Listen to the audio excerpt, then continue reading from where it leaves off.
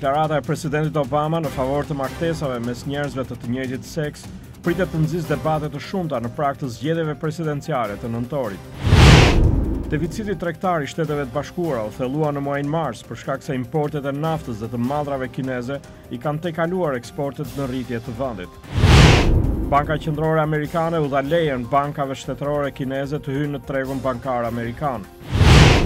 Forcat amerikane thanë se asgjësuan një objektiv gjatë provës me një interceptor të ri kundër raketave që synon mbrojtjen e aleatëve nga sulmet e mundshme të vendeve të tilla si Korea e Veriut dhe Irani. Presidenti Obama merr pjesë në Kaliforni në një mbrëmje për grumbullim fondesh në shtëpinë e yllit të Hollywoodit George Clooney. Ai do të mbledh fonde edhe në shtetet Washington dhe Nevada.